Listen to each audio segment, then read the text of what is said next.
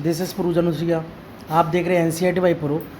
आज हम स्टार्ट करने वाले हैं क्लास 9th एनसीईआरटी का चैप्टर 1। ये पार्ट 2 है। पार्ट 1 में ऑलरेडी एनसीईआरटी बाई प्रो मेरी यूट्यूब चैनल उस पर डाल चुका हूँ।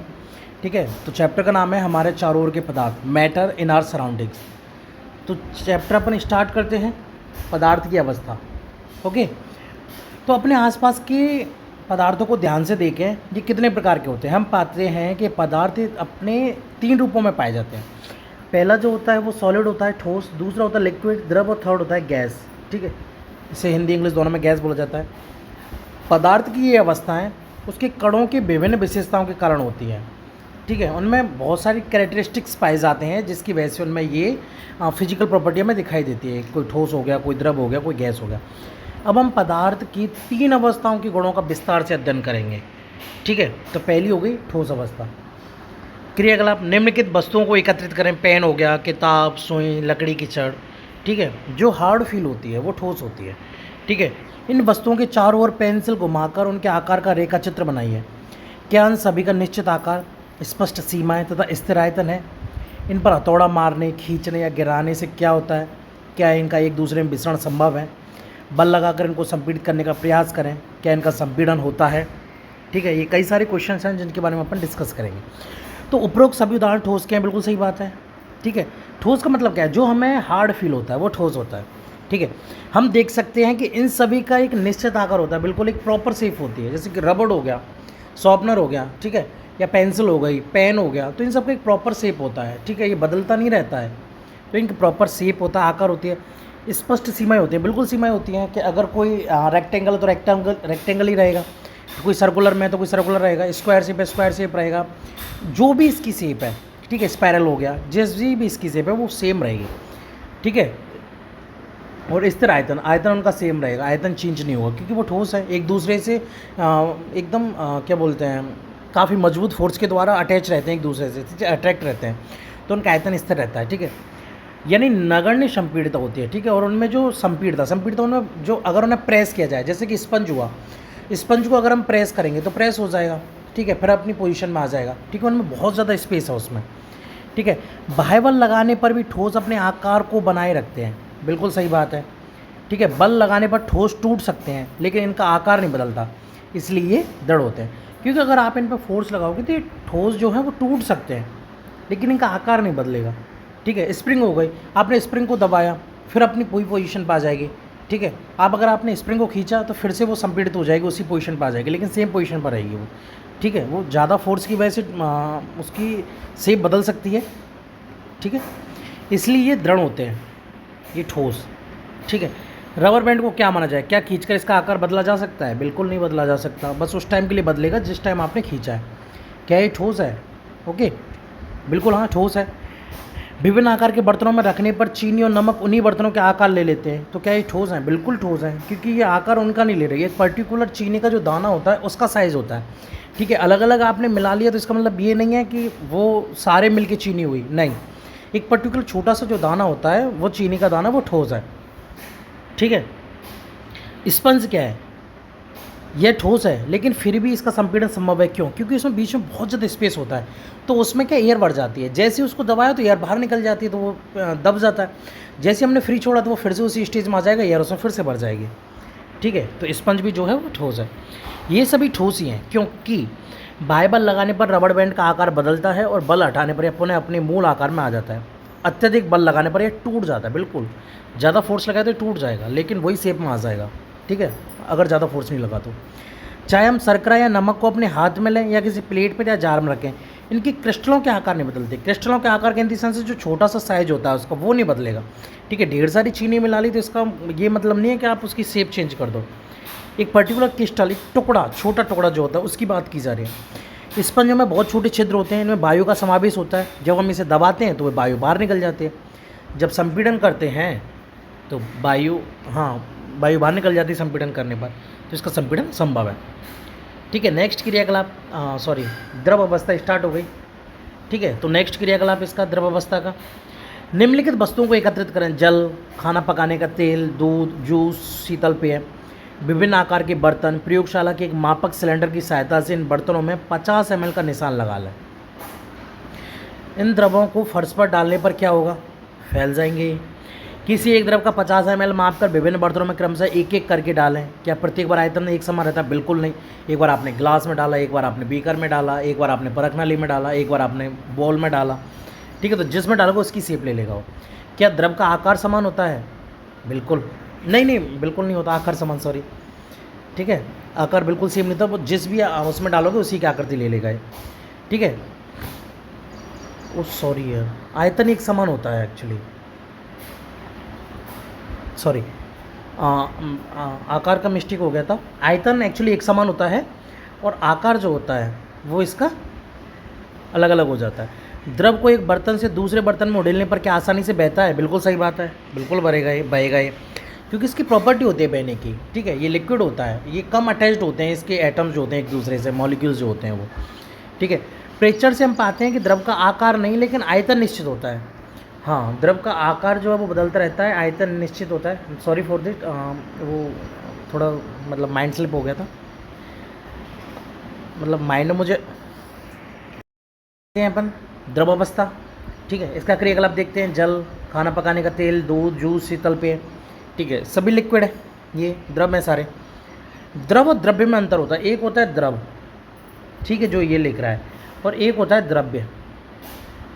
द्रव्य जो बोला वो पदार्थ को बोला जाता है, मैटर्स को। उसमें ठोस, द्रव और गैस तीनों आते हैं द्रव्य में, ओके।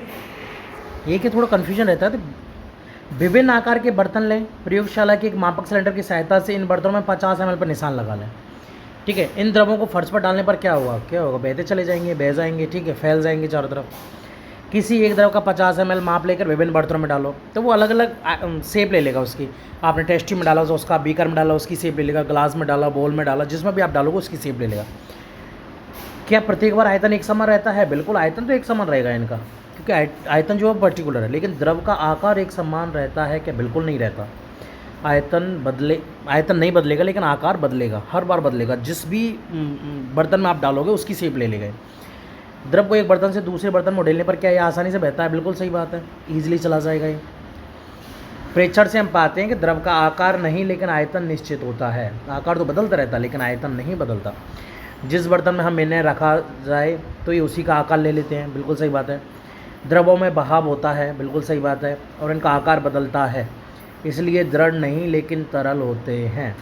दृढ़ मतलब एकदम दृढ़ निश्चय नहीं होता, ये अपनी शेप में नहीं रहते, ये बदल जाते हैं। जैसे भी इनको बर्तन की आकृति में थी उसी बर्तन की आकृति में बदल जाते हैं, ठीक है। इनका खुद का नहीं है, कुछ वजूद नहीं है, एकदम मजबूत नहीं है अपने इरादों पर, ठीक है, दृढ़ नहीं है, ये तरल हैं। क्रियाकलाप 1.4 और 1.5 के संदर्भ में हमने देखा कि ठोस और द्रव का मिश्रण द्रवों में संभव है, ओके। ठोस और द्रव का मिश्रण जो है वो द्रवों में संभव है, लिक्विड जो होते हैं उनमें संभव है।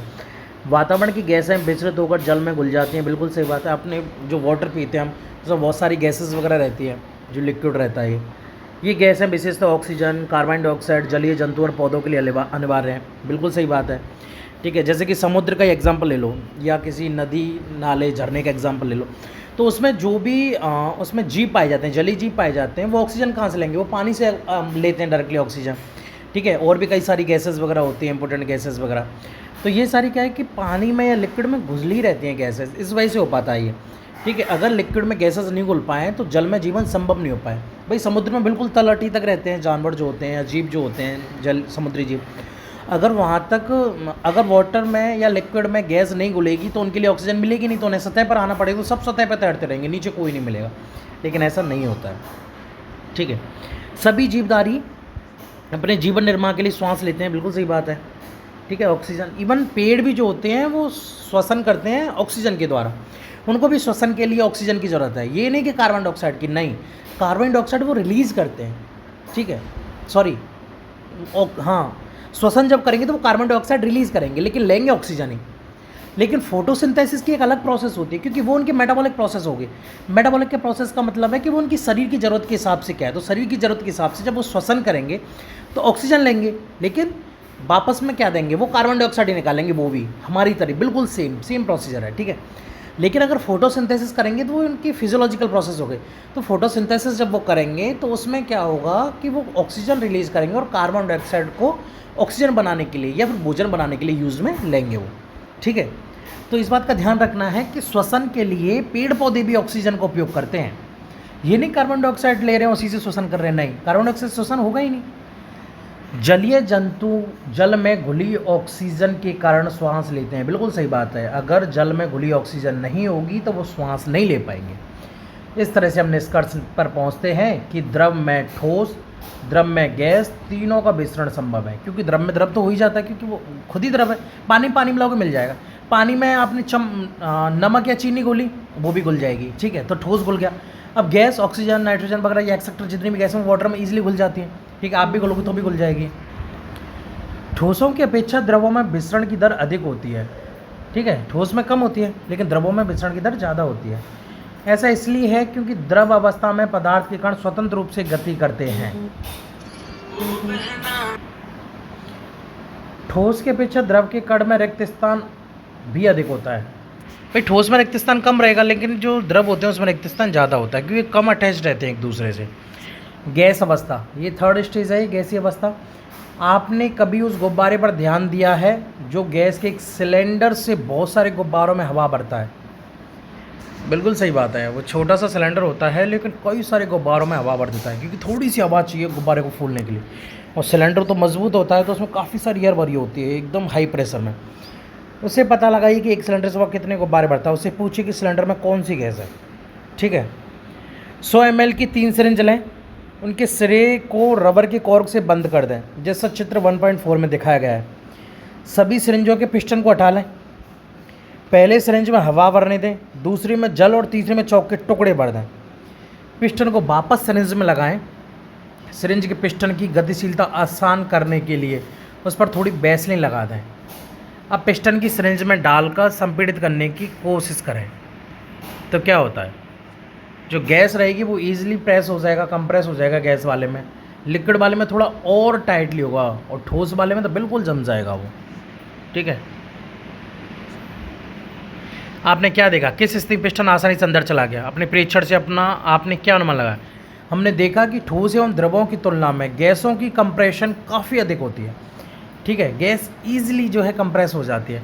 हमारे घरों में खाना बनाने की उपयोग की जाने वाली द्रवीकृत पेट्रोलियम गैस LPG जिसे जो सिलेंडर आता है हमारे घरों में, या अस्पतालों में दिए जाने वाले ऑक्सीजन सिलेंडर में संपीड़ित गैस होती है, ठीक है, कंप्रेस्ड गैस ही होती है बहुत हाई प्रेशर में। आजकल वाहनों में ईंधन के रूप में भी CNG कंप्रेस्ड नेचुरल गैस, संपीड़ित प्राकृतिक गैस का उपयोग होने लगा है।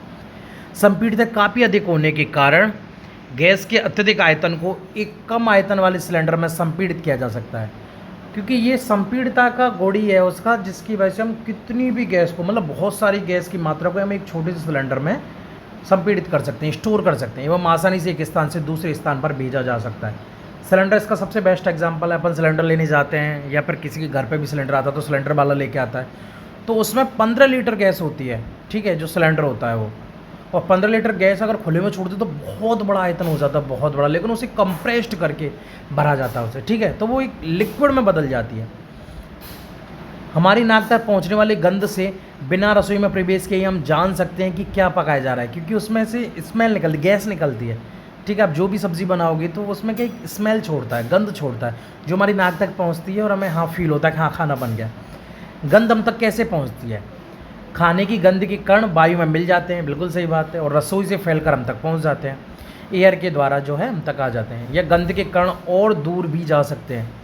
पके हुए गर्म खाने की महक हमारे पास तक कुछ ही क्षणों में पहुंच जाती है, बिल्कुल सही बात है। इसकी तुलना ठोस एवं द्रवों के मिश्रण से करें। ठोस और द्रवों में मिश्रण बहुत धीरे होता है, ठोस में बहुत कम, द्रवों में मतलब होता है थोड़ा अधिक, लेकिन गैस के अपेक्षा नहीं।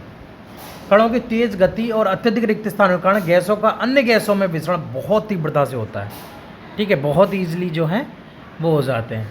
ये ठोस हो गया, जैसे ये लिक्विड हो गया, इसकी अपेक्षा थोड़ा दूर है ये, और ये बिल्कुल दूर हो गए, ठीक है। तो ये तीनों हो गए, A, B तथा C, हाँ ये हो गया।